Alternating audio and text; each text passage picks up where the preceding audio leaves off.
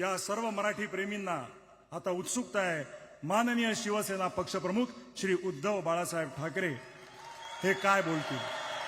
मी त्यांना विनंती करतो की त्यांनी आपलं मनोगत व्यक्त करावं।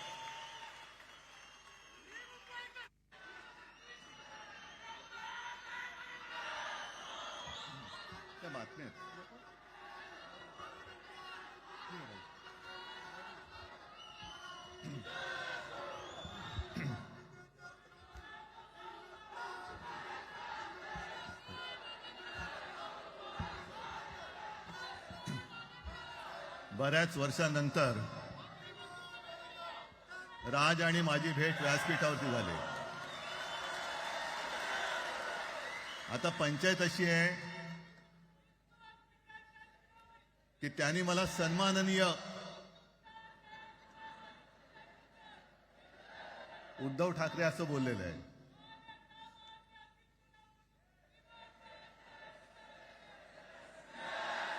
ठीक आहे, आणि साहजिकच आहे की त्याचंही कर्तृत्व आपण सर्वांनी पाहिलेलं आहे।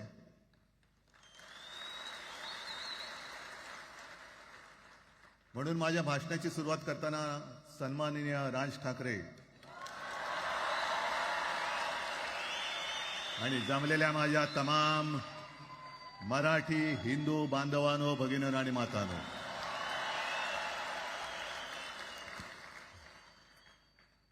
अप्रतिम मांडणी राजनी केलेली आहे।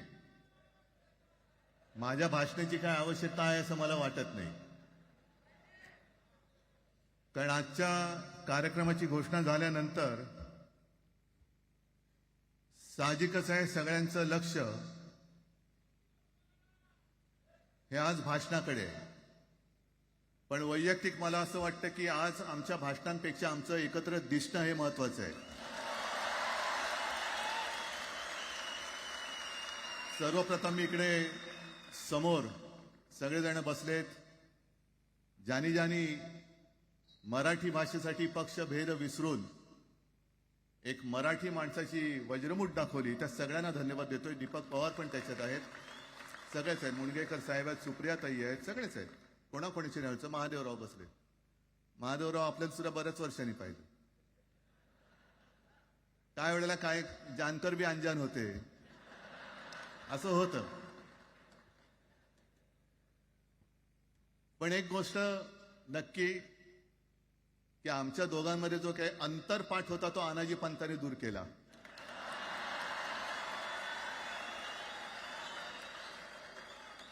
आता अक्षता टाकण्याची काय तुमच्याकडनं अपेक्षा नाहीये। एकत्र आलोय एकत्र राहण्यासाठी।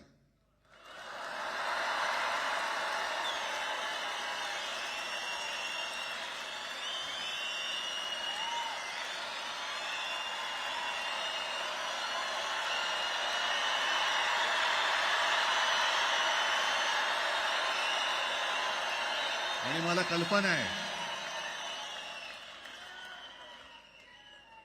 आज मला कल्पना आहे की अनेक बुवा महाराज हे बिझी आहेत।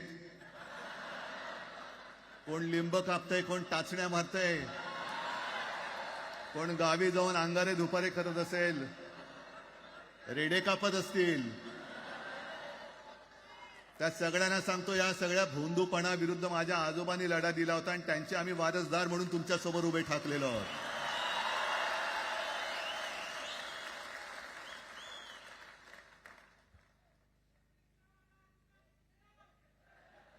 नाही, हे सगळं आपणच करून ठेवलेलं आहे।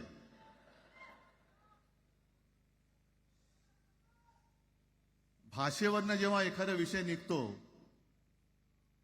तेव्हा तो केवळ वरवरचा धरून चालणार नाही।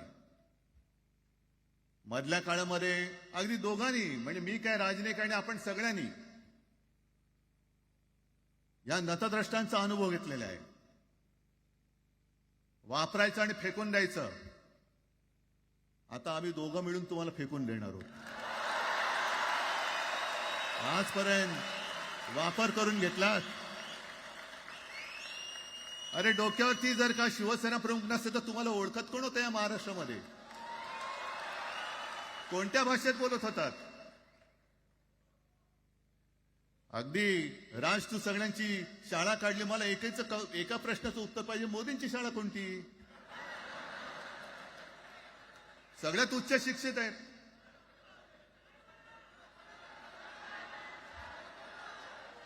पण हे जे काय यांची मध्यंतरी मी बोललो ना, भाजप ही अफवांची फॅक्टरी आहे. मधल्या काळात त्यांनी सुरू केलं होतं, उद्धव ठाकरेंनी हिंदुत्व सोडलं. हिंदुत्व ही कोणत्याही भाषेची मक्तेदारी नाही. आम्ही अस्सल मराठी बोलणारे तुमच्यापेक्षा जास्त कडवट कट्टर देशाभिमानी हिंदू आहोत. तुम्ही काय आम्हाला हिंदुत्व शिकवताय? अरे 92-93 साली जेव्हा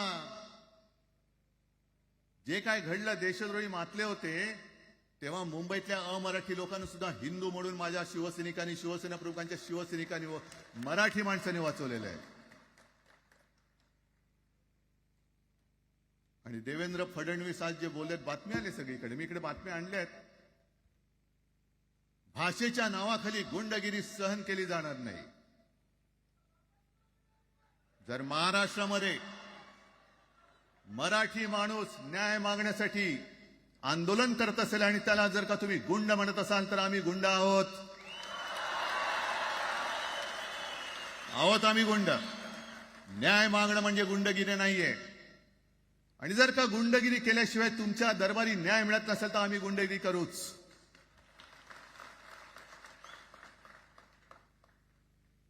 पण हे सगळे राजकीय वाडगे, देवेंद्र फडणवीसांची आजचं वक्तव्य म्हणजे मला संयुक्त महाराष्ट्र चळवळीच्या वेळेला सखा पाटलांनी केलेलं एक वक्तव्य आठवते.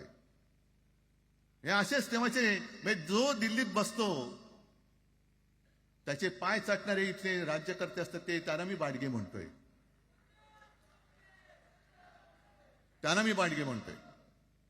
कारण संयुक्त महाराष्ट्र चळवळीमध्ये मुंबई आपल्याला आपण मिळवली. आपण म्हणजे आपण मराठी माणसांनी. तेव्हाही तत्कालीन जे सत्ताधारी होते, हो अगदी काँग्रेस होतीच ना तेव्हा सत्तेवर,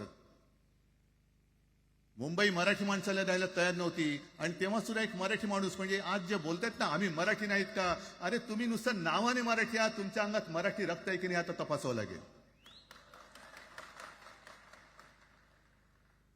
आणि सखा पाटील बोलले होते, यावत चंद्र दिवाकरो, मुंबई महाराष्ट्राला मिळणार नाही.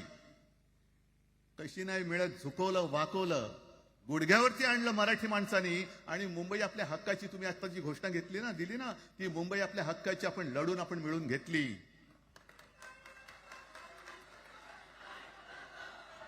कशासाठी हा सगळा तुम्ही घोळ घालतात? पण याच्या मागे मी जे माझ्या डोक्यात जो एक विचार आहे, पटतो की नाही बघा. हे यांचं सध्या जे काय चालू आहे, म्हणजे आधी आपल्याला सुद्धा वाटलं होतं. कारण तेव्हा काश्मीरमध्ये 370 कलम होतं, ते हटवण्यासाठी शिवसेनेने पाठिंबा दिला. आणि तेव्हा यांनी घोषणा दिली होती, एक निशाण, एक प्रधान, एक विधान. बरोबर आहे, देश एक असला पाहिजे, संविधान एक असलं पाहिजे, निशाण सुद्धा एकच, तो आपला तिरंगा असला पाहिजे. भाजपचं भांडी पुसायचं फडकं असतं कामा नये. ते फडकं म्हणजे आमचा राष्ट्रध्वज नाहीये. पण ते सगळं चाललंय एक एक एक एक. त्याच्यानंतर आता नवीन एक टुमणं काढलं, 1 नेशन 1 इलेक्शन. म्हणजे हळुवारपणाने हे सगळं काही एक एक एक करत, हिंदी, हिंदू, हिंदुस्तान, हिंदू आणि हिंदुस्तान मान्य आहे, पण हिंदीची सक्ती आम्हाला मान्य नाही. तुम्ही कितीही कमिट्या करा, हिंदीची सक्ती तुमचे 7 पिढ्या उतरल्या तरी आम्ही लावू देत नाही.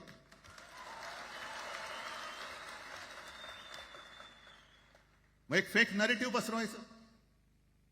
हे उद्धव ठाकरेच्याच काळातलं.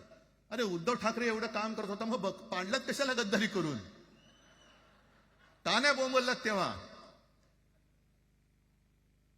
पण मी अभिमानाने सांगेन, माझ्या मंत्रिमंडळातले सहकारी इकडे बसले, जितेंद्र आव्हाड आहेत, आणखीन कोणी असतील. मी मुख्यमंत्री असताना महाराष्ट्रामध्ये मी मराठीची सक्ती केली होती आणि केलीच, ज्याचा मला अभिमान आहे. काय केलं त्याचं तुम्ही? मराठी भाषा महाराष्ट्रामध्ये सक्तीची करावी लागली. का करावी लागली? कोण आहेत आमच्या मराठीचे दुश्मन? कोण आहेत? पण महाराष्ट्रामध्ये मराठीची सक्ती केल्यानंतर सुद्धा काही लोक कोर्टामध्ये गेले. ती गुंडगिरी नाही होत. पण आता कोणतरी एक तो भेडिया काय भेडिया असतं ना त्याचं नाव,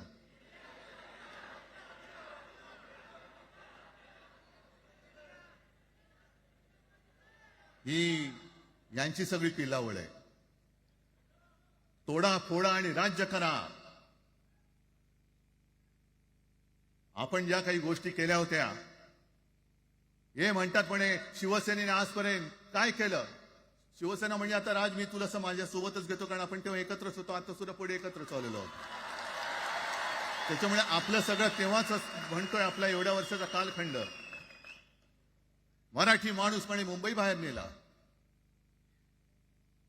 मराठी माणूस आम्ही मुंबई बाहेर नेला असं जर का तुम्हाला वाटत असेल, तर 14 सालानंतर तुम्ही मुंबई आणि महाराष्ट्राचे जे काही लचके तोडलेत, मुंबईतून सगळे उद्योगधंदे, महाराष्ट्रातून उद्योगधंदे सगळे पळवले. आर्थिक केंद्र गेलं, हिरे व्यापार गेला, मोठमोठी ऑफिसेस गेली. आपल्याकडे येणारे उद्योगधंदे जे आपल्या काळात येत होते ते कुठे गेले? मग काय तेवढंच हिंदुस्थान किंवा तेवढंच सगळे हिंदू आहेत? तेवढेच हिंदू आहेत? आम्ही सगळं करत होतो, केलं होतं. पण तुम्ही पहिल्या प्रथम गद्दारी, आमच्यात गद्दारी करवली आणि तुम्ही आमचं सरकार पाडलं. ह्याचं कारण तुमचे जे मालक तिकडे बसलेले 2 व्यापारी, त्यांचे बूट चाटण्यासाठी तुम्ही हे सगळं करतात.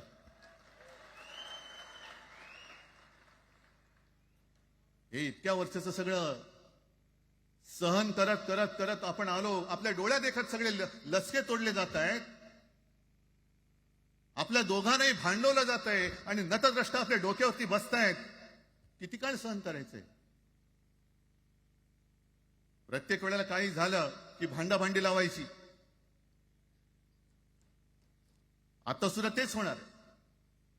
म्हणजे आम्ही एकत्र येणार, आल्यानंतर निवडणुकीपर्यंत एकत्र राहतील का?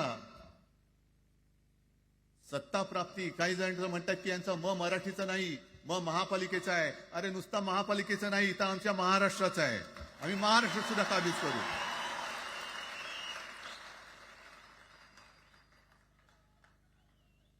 आज तर निवडणुका नाहीयेत.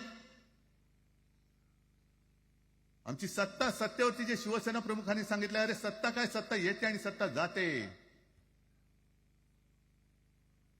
पण आपली ताकद ही आपल्या एकजुटीमध्ये असली पाहिजे.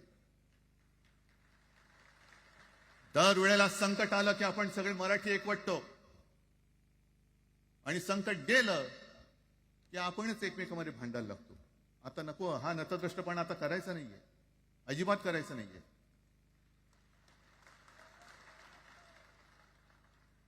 कारण गेल्या विधानसभेत त्यांनी जे काही केलं, बटेंगे तो कटेंगे. आपल्याला काय वाटलं होतं की हिंदू मुसलमानांमध्ये करतायत. हिंदू मुसलमान तर केलंच, पण त्यांनी खास करून केलं ते मराठेतर मध्ये केलं. म्हणजे यांची नीती आहे ती अशीच आहे जे गुजरातमध्ये त्यांनी केलं. गुजरातमध्ये गेल्या निवडणुकीत एक असा माहोल होता, मला वाटतं मोदी तेव्हा का त्यांच्या नंतर असेल, माहित नाही मला, लक्षात नाही. वातावरण असं पेटलं होतं गुजरातमध्ये की बस आता पटेल यांना आपटेल. पण त्यांनी काय केलं? बरोबर, पटेलांना भडकवलं, पटेलांना वेगळं केलं आणि पटेल तर सगळं एकत्र केलं. हरियाणामध्ये पण तेच केलं. जाट लोकांना भडकवलं, जाट लोक एकत्र झाले, त्यांना वेगळं केलं आणि जाटे तर सगळा जो काही समाज होता तो एकत्र करून तिकडे सत्ता प्राप्त केली. महाराष्ट्रामध्ये तेच केलं.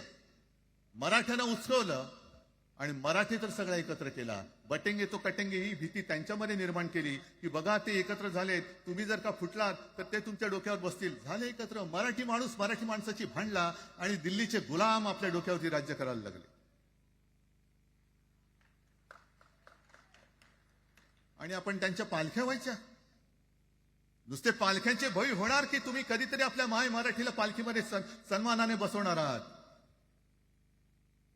बस झालं, आता यांची जोखड फेकून दिली पाहिजे. एकमेकांमध्ये भांडून त्यांचे जे काही डाव आहेत ते करत असतात. मी पेपरमध्ये बघितलं, काल बघितलं, आज बघितलं. आमचे पंतप्रधान जगभर फिरतायत. काय तो मोठा पट्टा घातलाय, स्टार ऑफ घाना. कुठे आला घाना देश? इकडे घाण आणि तिकडे घाना, स्टार ऑफ घाना. पण एका बाजूला मोदींचा फोटो आणि दुसऱ्या बाजूला माझ्या महाराष्ट्रामधला शेतकरी कर्जबाजारी झालाय. त्याला बैल सुद्धा तर पोचत नाही, बैल मिळत नाही, म्हणून त्या नांगराचं जोखड घेऊन तो शेती करतोय. मग एका बाजूला हा शेतकरी, त्याच्या खांद्यावरती गळ्यामध्ये ते नांगराचं जोखड आहे, आणि तिकडे आमचे पंतप्रधान स्टार ऑफ घाना. लाज वाटली पाहिजे, लाज, खरोखर लाज वाटली पाहिजे. आणि आजच पेपरमध्ये बातमी आले, 2 बातम्या आल्या की लाडक्या बहिणीचं पोर्टल आता बंद, नव्याने नोंदणी होणार नाही. बसा बोंबलत आता. आणि त्याही पेक्षा सगळ्यात भयानक गोष्ट म्हणजे संपूर्ण देशामध्ये सगळ्यात जास्त कर्जबाजारी शेतकरी कुठे असतील तर ते आपल्या महाराष्ट्रामध्ये आहेत. महाराष्ट्र आता थांबणार नाही, कर्ज काढतच राहणार. आणि ही यांची जी काही खेळी आहे, आपापसात भांडवायचं. मी एक साधी गोष्ट केली होती. जितेंद्र, तुम्हाला माहिती असेल, आपण तिकडे चौपाटीला, जिकडे बिर्ला मातोश्री बिर्ला क्रीडा केंद्र काय आहे,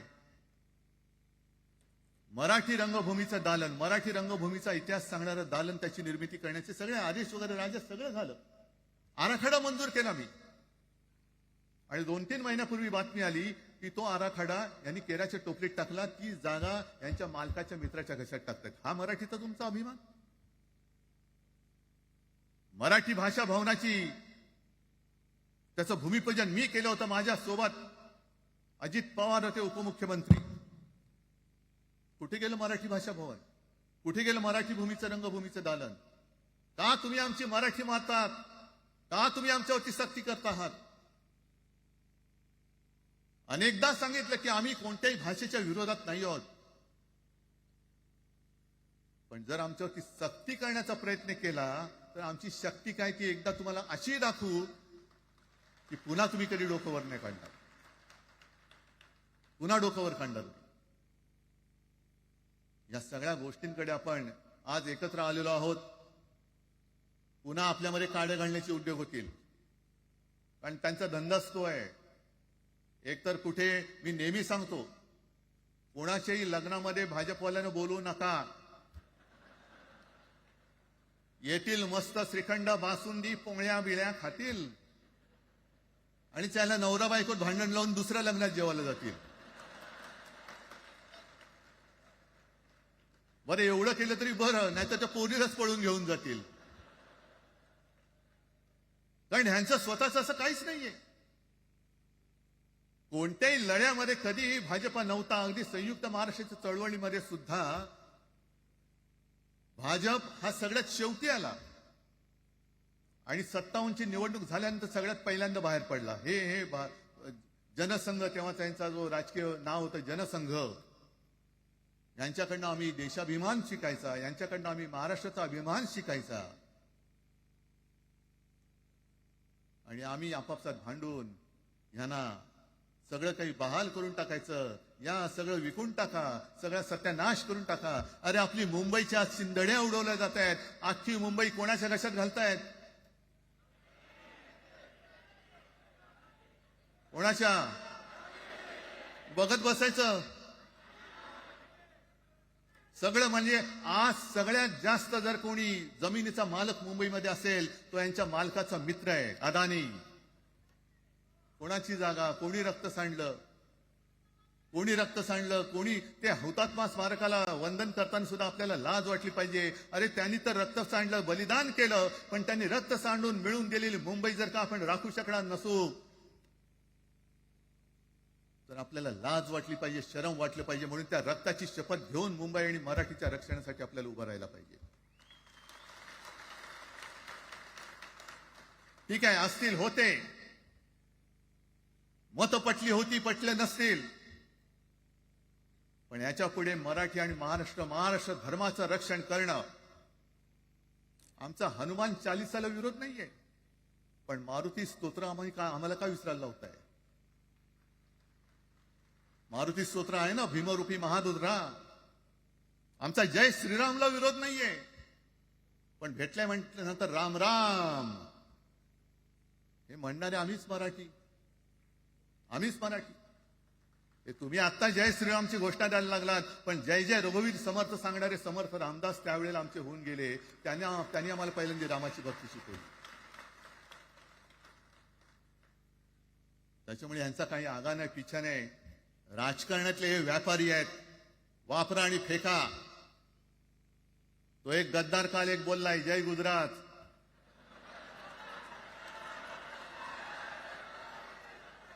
किती लाचारी करायची? तो पुष्पा पिक्चर पाहिल्यात तुम्ही सगळ्यांनी, दाढीवरला हात फिरवून झुकेगा नाही साला. तसे हे गद्दार म्हणतात उठेगा नाही साला. कुछ भी बोलो उठेगा ही नाही. अरे कसा उठणार? आहे का तुझ्याकडे उठण्यासारखं? म्हणजे विचार मी म्हणतोय.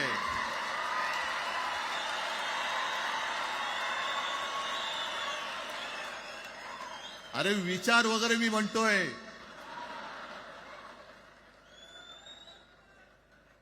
हिंदी भाषेच्या सक्तीला विरोध न करणारा बाळासाहेबांच्या विचाराचा पाईक असू शकेल? आपला मालक आला म्हणून त्याच्यासमोर जय गुजरात म्हणणारा आपल्या बाळासाहेबांच्या विचाराचा पाईक असू शकेल? मग आता जे मला वाटतं कुठल्या एबीपीचं होतं ना, उघडा डोळे बघा नीट. डोळे उघडलेत, पण आता जर का डोळे उघडले नाही तर पुन्हा कधी उघडण्याची वेळ येणार नाही, कायमचे मिटून जातील. आत्ताच डोळे उघडा, आत्ताच जागे व्हा. आणि आता आलेली जाग जर का जाणार असेल तर मग मात्र स्वतःला मराठी आईची मुलं म्हणू नका, अजिबात म्हणू नका. आणि शिवसेना प्रमुखांनी जे काही शिकवलं, एक तर कोणावर अन्याय करू नका, पण तुमच्या अंगावर जर का कोणी हात उगारला तो हात जागेवरती ठेवू नका.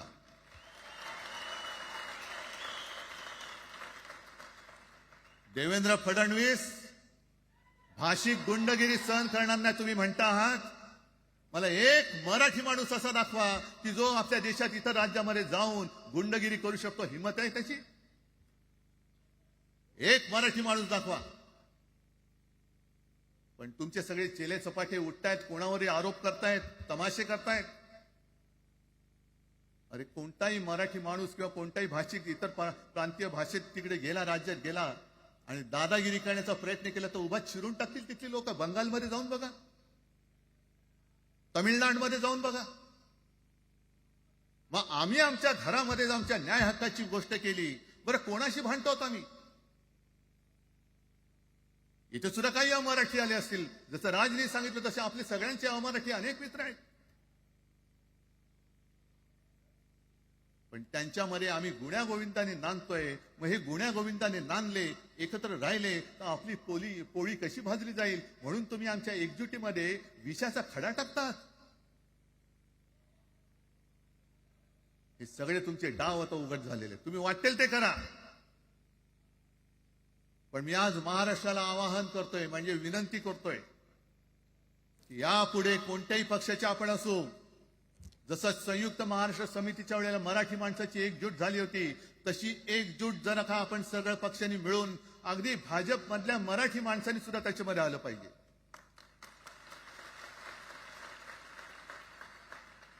का नाही यायचं? ज्या राज्यामध्ये राहता, ज्या मातीमध्ये तुम्ही जन्माला आलात, ज्या आईच्या पोटी जन्म घेतलात, तिचे उघड उघड जर का हे धिंडोडे काढणार असतील आणि आपण आपले पक्षीय भेदाभेद घेऊन त्यांना पायघड्या घालणार असू, तर असं षंडाचं जीवन जगण्यापेक्षा मेलेलं बरं. महाराष्ट्र हा शूरांचा आहे, वीरांचा आहे, दगडांचा आहे, पण यांच्यासारखा धोंड्यांचा नाहीये. ही आपण आता एक शपथ घेतली पाहिजे. घेताय तुम्ही? घेतलेत की एकजूट केवळ आमचा कार्यक्रम. मी राजला परवा फोन केला, अरे जसं काय आपल्या पिक्चरचा प्रीमियर होता असं सगळेजण विचारतात आज कसं येऊ. हा प्रीमियर असेल पण आजपासून सुरुवात झालेली आहे. आजपासून सुरुवात झालेली आहे. एक तर आम्ही कोणाशी दादागिरी करणार नाही, पण कोणी दादागिरी केली तर आम्ही ती सहनही करणार नाही. शिवसेना प्रमुखांनी तेव्हा जे सांगितलं होतं तेच परत एकदा सांगतोय. मराठा मराठेतर, ब्राह्मण ब्राह्मणेतर, 96 कोळी 92 कोळी, स्पृश्य अस्पृश्य, घाटी कोकणी हे सर्व मतभेद भेदाभेद गाडून मराठी माणसाची भक्कम एकजूट बांधा.